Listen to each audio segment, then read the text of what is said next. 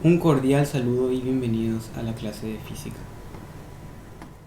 La física, a grandes rasgos, es una ciencia que trata sobre todo aquello que se puede medir en un objeto o cuerpo y las relaciones que existen entre estas mediciones. Es importante comprender qué información es la que nos están aportando estas magnitudes. A lo que nosotros nos compete es que ésta deba de ser cuantificable. Por eso definimos como una magnitud física a todo aquello que se puede medir. Entiéndase por medir la comparación de una magnitud con otra de la misma especie que se toma como unidad. Como ejemplo podríamos dar la del velocímetro. Si bien tiene el nombre de velocímetro, lo que este instrumento se encarga de medir es la rapidez. Más adelante vamos a explicar la diferencia entre estos dos conceptos. Otro ejemplo de instrumento para realizar una medición sería la de los termómetros, que se encarga de medir la temperatura de objeto o ambiente.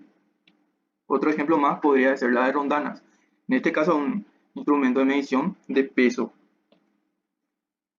Las magnitudes físicas se clasifican según su origen o según su naturaleza.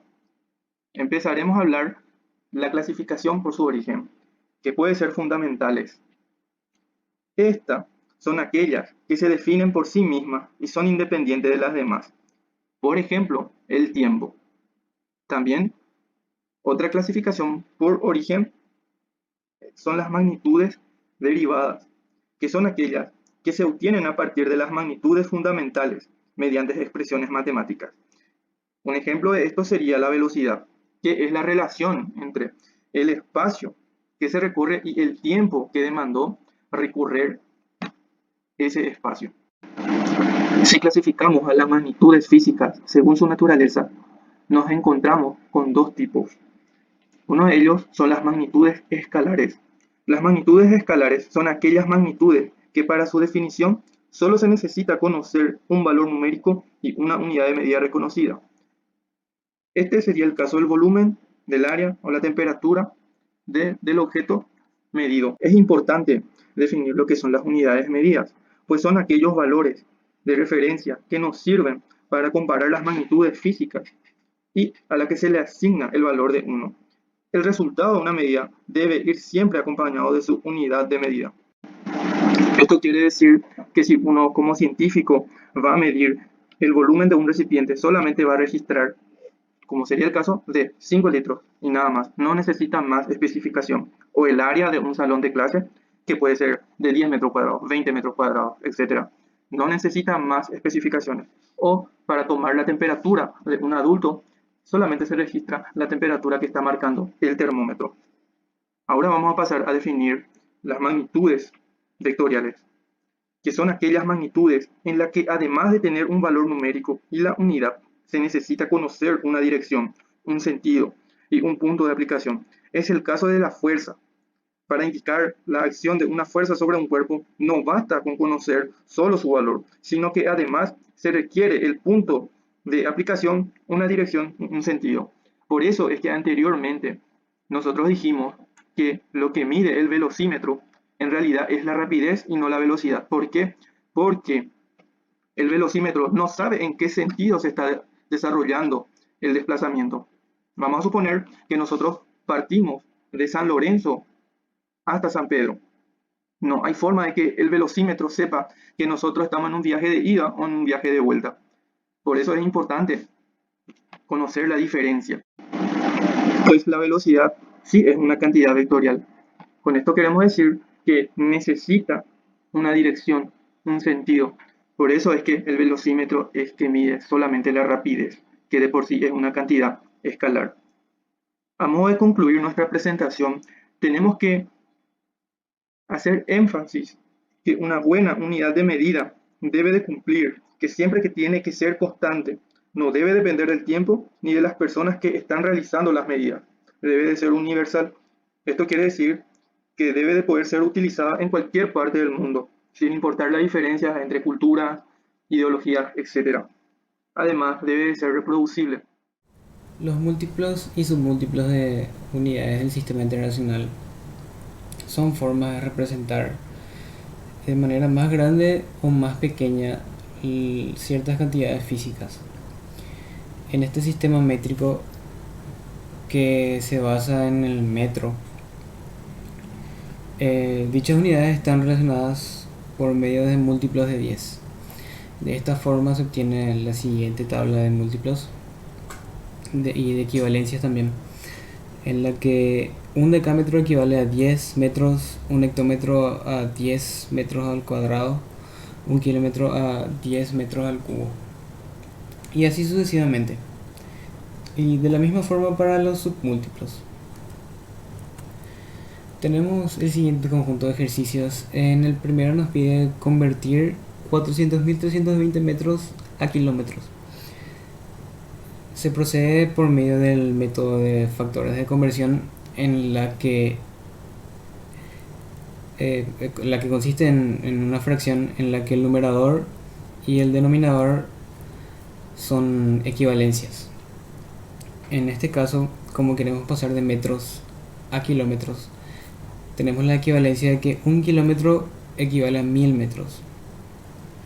De esta forma, dejando el kilómetro como numerador, ya que queremos esa unidad de medida, lo que se busca es eliminar las m's o metros y que solamente quede kilómetro, como se obtiene acá en el resultado final, solamente en kilómetros.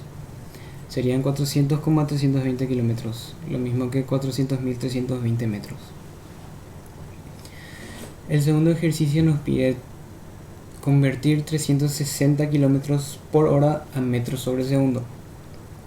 De la misma forma y por medio de factores de conversión, como tenemos 360 kilómetros sobre hora, debemos pasar kilómetros a metros y horas a segundos.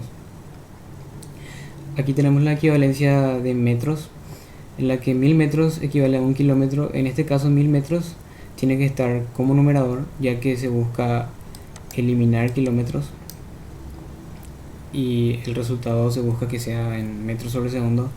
Y también tenemos aquí la equivalencia de segundos, en la que una hora equivale a 3600 segundos. De esta forma se eliminan las horas y quedan solamente metros y segundos, y se procede a realizar las operaciones. 360 por 1000 sobre 3600 segundos, que queda al final de esta forma 100 metros sobre segundo.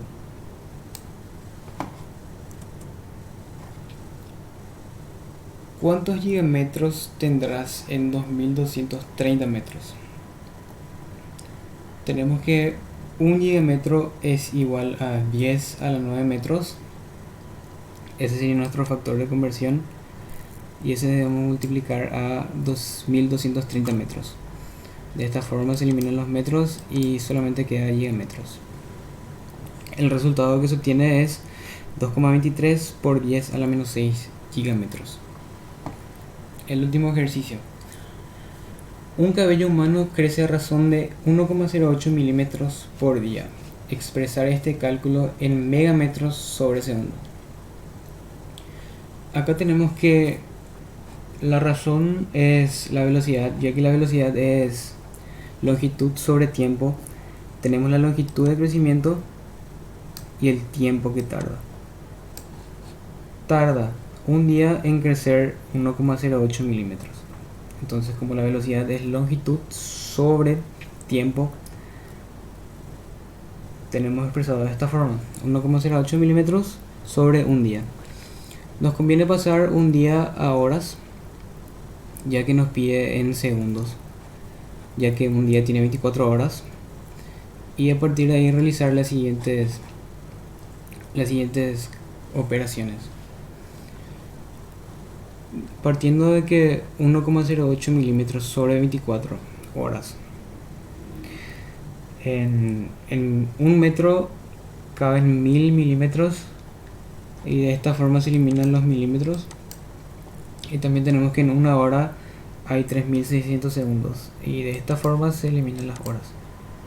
Tenemos el siguiente resultado, que sería 0,125 por 10 a la menos 7 después de realizar todas las operaciones. Lo que nos resta es pasar este resultado de metros sobre segundo a megametros sobre segundo.